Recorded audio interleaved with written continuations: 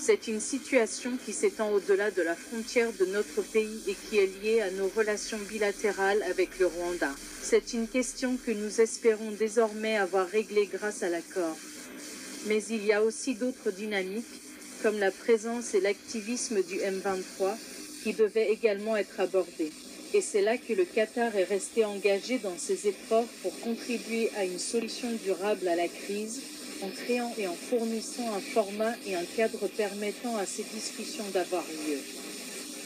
Ce processus est toujours en cours, mais nous sommes également très confiants que la signature d'aujourd'hui nous donne l'élan et l'attraction nécessaires pour nous assurer d'atteindre la ligne d'arrivée dans cet autre processus.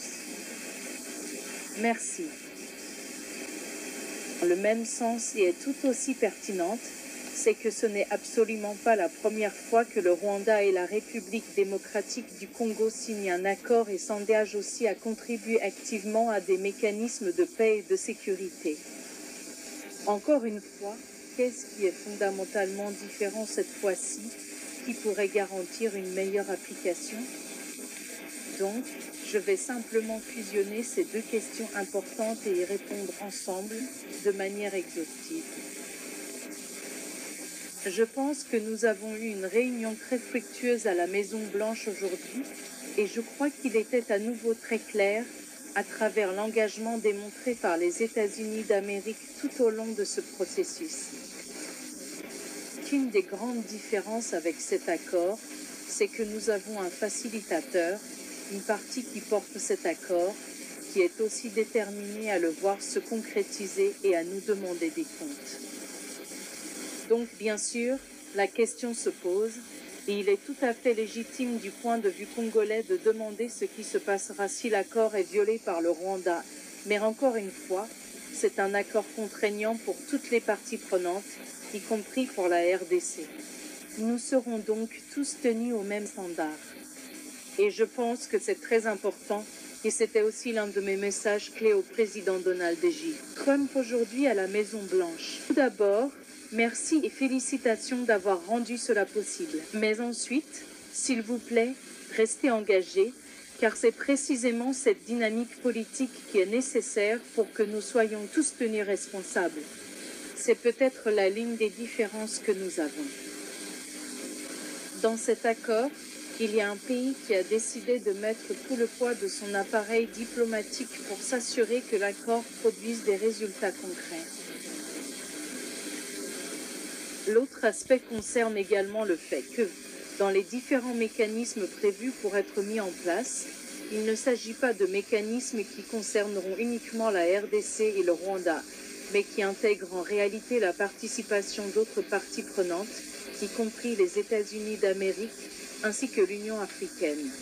Ce qui, encore une fois, élève le niveau de responsabilité à un autre degré et met de nouveau la pression sur toutes les parties prenantes pour qu'elles respectent leurs engagements.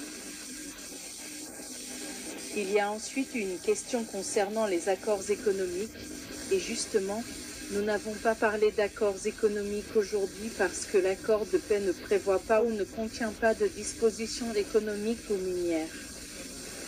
Et je pense qu'il est très important ici de comprendre que nous avons été très transparents sur cette question, sur la manière de séquencer nos efforts et nos engagements. Nous ne pouvons pas espérer une paix durable, ni des perspectives économiques prometteuses, si les questions clés de l'intégrité territoriale, de la protection des civils, de l'accès humanitaire et du retour de l'autorité légitime de l'État ne sont pas traitées. Ce n'est pas un environnement viable pour quelque investissement économique que ce soit, ni pour aucun accord économique. Il est donc important de comprendre également qu'il y a ici un enchaînement très clair et délibéré. Nous nous concentrons d'abord sur le rétablissement de l'autorité de l'État. Nous nous concentrons d'abord sur la cessation des hostilités. Nous nous concentrons d'abord sur le fait de nous assurer que nous reprenons le contrôle total de notre territoire souverain. Et ensuite, bien sûr, comme partout ailleurs dans le monde, les affaires peuvent avoir lieu.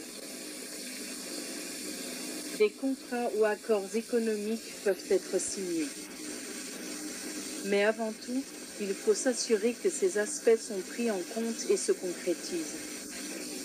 Et je pense qu'il est très important ici de souligner que l'intégration économique régionale a toujours été un moteur dans l'approche régionale du président Félix Antoine Tshisekedi en matière de paix et de stabilité dans la région des Grands Lacs, pas seulement avec le Rwanda mais avec tous nos voisins. Sa première priorité, lorsqu'il a été élu en 2018 et qu'il a pris ses fonctions en 2019, était de s'assurer que nous construisions des relations solides avec tous nos pays voisins, notamment à travers l'intégration économique, à travers l'intégration stratégique. Nous sommes donc très heureux de constater qu'à travers la paix, nous pouvons aussi commencer à aborder progressivement ces questions. Bien sûr, nous devons être conscients des réalités sur le terrain.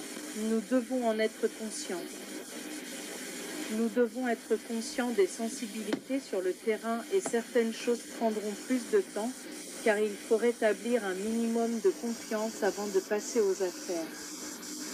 Ainsi, nous verrons que ces efforts vers l'intégration économique régionale commenceront aussi à prendre forme, parallèlement au suivi de la mise en œuvre de l'accord de paix lui-même, et je crois que nous l'avons déjà vu ailleurs. C'est une recette éprouvée pour surmonter durablement les conflits, intégrer les marchés, rapprocher les populations. Mais bien sûr, cela ne peut se faire sans reconnaître la dimension humaine qui est au cœur de la concrétisation de cette vision. Donc, comme je l'ai dit, nous nous concentrons avant tout sur l'accord de paix qui posera les bases de tout accord économique à venir. Et cela inclut des accords économiques au niveau régional, mais aussi au niveau bilatéral, y compris avec des partenaires. Buy 2, get 2